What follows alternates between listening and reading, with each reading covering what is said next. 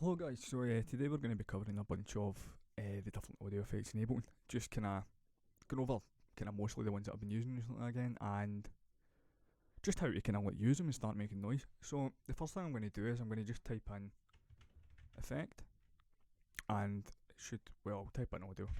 So what I'm going to do is I'm going to drag this straight onto, I've got a wee audio track here with some vocals from Pauline here.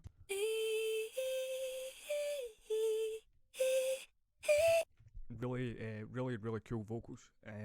It's a free one as well. It's up on Twitter. I think I've used this before actually in one of the other videos. But again, they're all these things are still in the same places. Like Splice still exists. The Count's still putting out drums that will make you snap your neck just from like bouncing it to the swing it.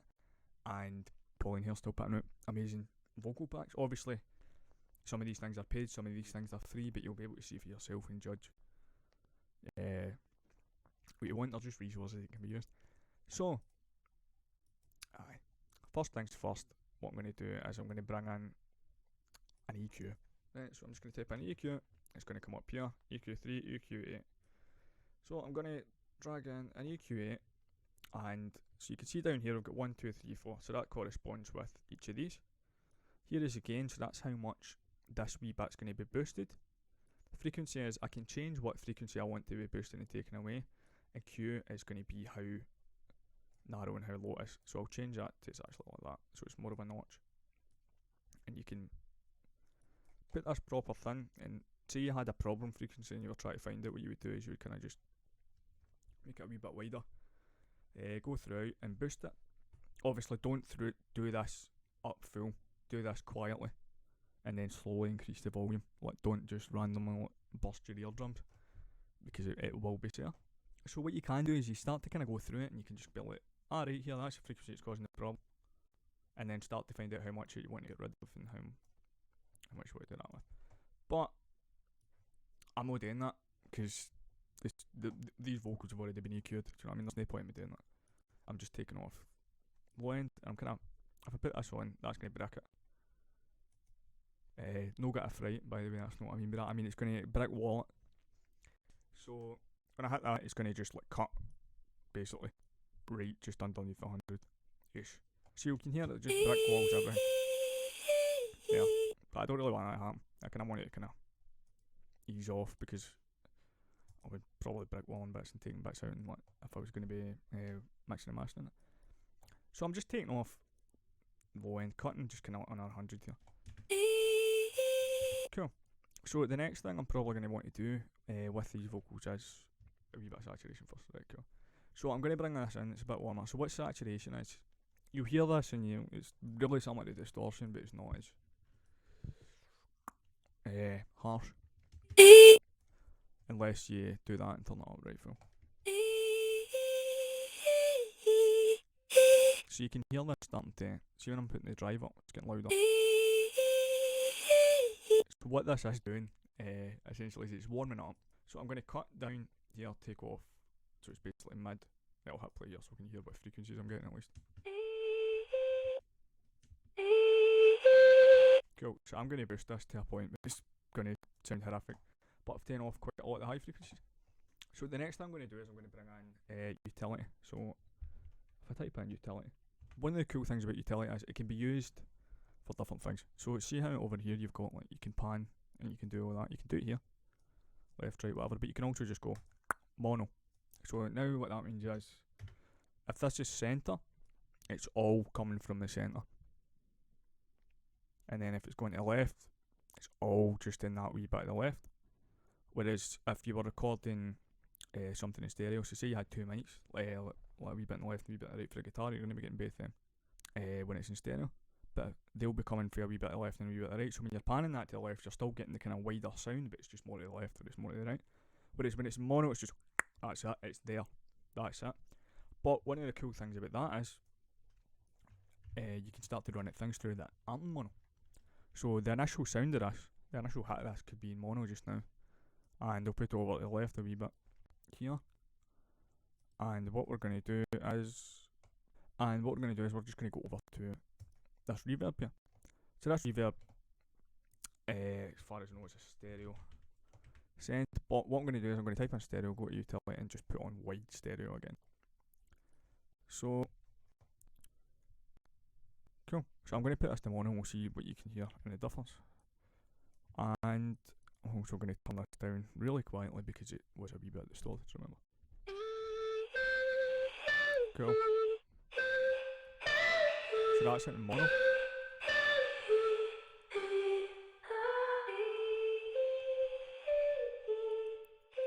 So that's still in mono, but the reverb is as well. But when I take that out, you'll start to hear this get really wide. But if I take that away, that's still, it's just to the left a wee bit. Hear that? But now it's going to be really wide. So that's because the initial hit's still coming through, but then it's going into the reverb, which is, we'll settle there with something wider. So that's one of the cool ways you can start to just kind of use like wee bits and pieces of this. There's just a couple of wee things that you can start to kind of do within that. So what I could actually do as well is, see if I duplicate this, and I'm going to pitch this up by 12 semitones, also known as an octave. So underneath this will be playing now extremely high pitched, and what I'm going to do is I'm just going to put it right up there. So this is now going to be in mono. This will just leave that. Cool. So you can hear, I've pitched that up and it sounds kind of more like a flute, I suppose. Can go higher. I'm going to try 24 and see what happens here. See if we can get that kind of Jaie, Justin Bieber kind of where are you now thing.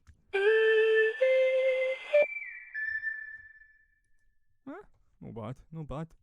Just go back to 12 but because I don't want to accidentally wake up like my neighbour. You'll start to hear these are in two different spaces now. Because the initial hit of this is still going to be at start and in mono. And what I'm going to do is I'm going to bring this back to being about here.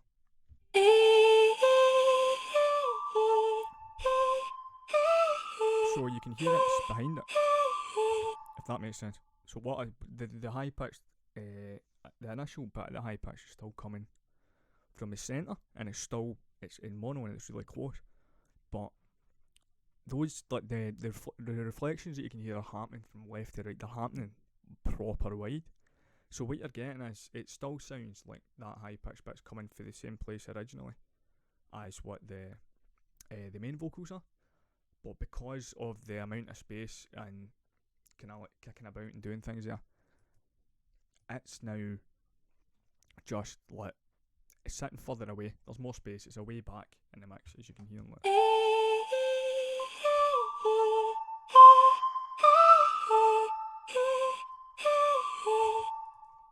So that's cool, but I kind of want this sound to sit with this a bit better. So what I'm going to do is I'm going to go in here and I'm going to find a glue compressor. By typing in glue and it'll come up with glue compressor. Look at that, magic. So once again, drag it over, drag it into the audio interface. Wait, what? The audio interface? The audio effect track. Cool. So now that this is within this wee bit, what I'm going to do is I'm going to click up here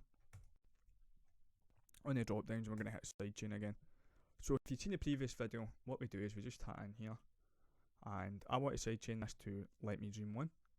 This is, well, 1 Let Me Dream and this is 2 Let Me Dream. So if I click that, that's now going to sidechain. So the first thing that I'm going to do is turn down the threshold. So what that means is you'll start to see this wee needle move.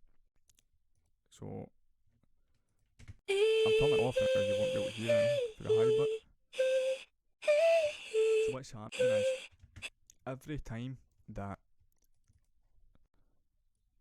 these sounds are coming in, this is getting ducked, and the threshold is how much it's getting ducked by really. So what this isn't affecting it at all. But as soon as I start putting that down, the high frequency is going to be like the higher pitched vocals are going to start to kind of duck behind it. So I'm going to give this a quick attack. Right, so what that's going to be is it's like doof, it's in straight away. You know, it's no sloped. So that would kind of slope it off. Do you know what I mean? See how when you hear like strings and stuff, it's more like that. Attack here, right at the start. And I'm just going to give it just a really fast release for now. Well, really fast, really slow, really saving, and we'll see what happens. Actually, do you know what else I'm going to do? I'm going to copy this and I'm going to put it on a delay here. And then whatever the delay does here. So what this is going to do is every time the delay in this plays, it's only going to play when it's not been ducked by the actual sound itself. So you can do this with like reverbs and different things. And I'm just going to sidechain everything to that vocal and see what happens. Prepare for CPU 200% melting.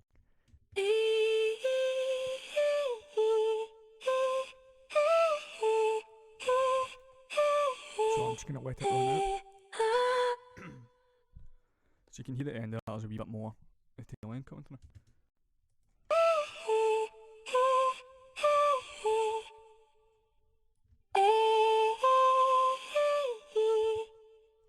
Cool. So I think wee things like that are kind of like pretty cool because you can start making noise yourself with these different things. So what we got here, let's try. Did I add a chorus? Don't think I added a chorus. Try a chorus. So what the chorus is going to do is basically going to it duplicates the signal. That's how you see when you're firing these on like pianos and stuff. It's probably going to sound out of tune, but that can be cool for not necessarily out of tune, but you can start to get the kind of not whirly. I'm trying to think of a sense. Yeah, with like tape, with a lot of tape and stuff, you get that kind of. It's not whirly. It's more of a warbly. I know that sounds really daft, but it's like kind of it's like detuning. I think it's like lo-fi kind of stuff.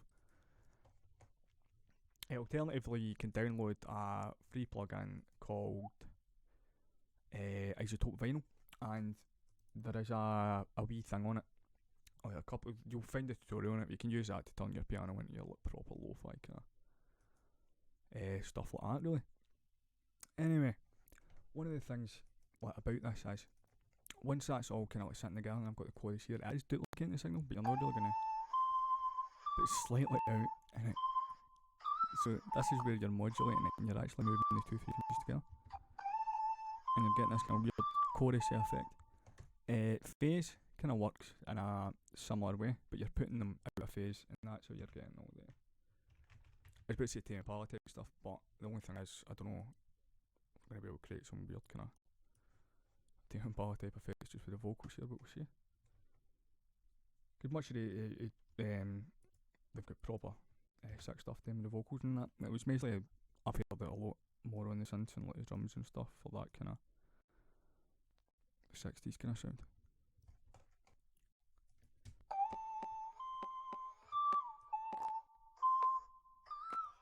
So it's actually making it kind of percussive. So you get your option here. So this is what's going to be changing it to bodies kind of wee weird. So that's how out of phase that you're essentially setting it, and then the offset is how much you're counting and how much you're flipping it out of phase. And then your poles, I actually can't remember what the poles do, in all honesty. And then once again you get your dry weight here, and then your envelope's going to be how much it's actually affected. So you, like this is like that's an envelope as well technically. Well, it's an LFO, but it's like, well, it could be an envelope. If it was moving, it would be like a kind of envelope like that. It's all just it's EQs and compressors and things for panning and like saturators and phasers. I think that's it. Well, we've got overdrive, so this works much in the same way like an actual amp. Overdrive does. So this is going to be proper distorted now, isn't it? Again, dry wet. Cool. So you can see that. So this is going to be what frequencies are actually properly distorting. That's everything, and I can narrow that much in the same way I could with the EQ before. And the drive is going to be how much is actually being driven. And then dynamics, same again with what I was saying earlier about the compressor. So the lowest to the highest part of the dynamic range. I was saying loudest to quietest earlier. It's not really loudest to quietest because then when you compress it, it's all really the same level, isn't it? Depending on how much you've compressed it, but it's roughly about the same level. I try to think if there's anything else that would actually need to be covered within this, because I could show you how to use the vocoders and different things, but if you're just starting out, I don't. Cool, well, I'll in principle, I'll no doubt about it in principle. So say I wanted this to be vocoded by this track here, right? Say that's with a synth. There was like chords here, and what I wanted was this to run into the vocoder. So one of the things that I would do is here, noise, and I'd click external. So much in the same way with reverse side chaining, what I can then do is I can go down to 4. So what that means is all of this here, this probably won't play now because there's nothing coming through.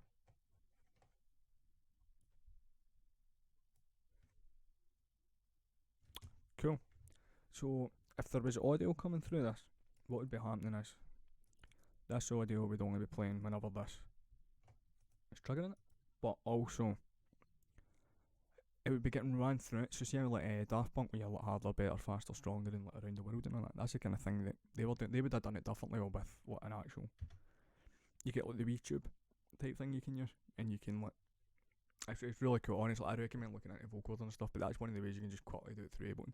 You can actually just fire it on pre-existing stuff. This could sound rather weird. I have no idea. We shall see. Yep, cool. So you can actually hear that. Noise. So if I put the bands up to 40, that's going to be the max amount of. So you can still hear us saying E, but it sounds more like the start of Disturbed, Down with the Sickness. So that sound doesn't need to actually be the vocoder. So what I was doing there, I'd be going down here and going to external. I could bring in piano, so her voice could actually just be running through the piano, or it could be running through anything. You could run it through her own voice again, and I don't know what would happen there. It'd probably be more. It'd just be a chorus effect, really. But you all these different things in Ableton, they're all really, really similar. And the way you use them, and the way you start to kind of interact with them, and finding them in together, whether it's within like an audio effect track like we had there, or whether it's separate. Like the routing is really, really important, because like as you were saying before, like this changes. So like if I was to have, instead of sending this to a reverb, if I was to have the reverb just on this, you'll start to hear a complete difference, because here we've got the initial hit, then the reverb on this, it's just going to be the reverb. So if it's all this, and take the vocoder off because it's not going to allow any noise if I don't. So see how that is? That is just reverb.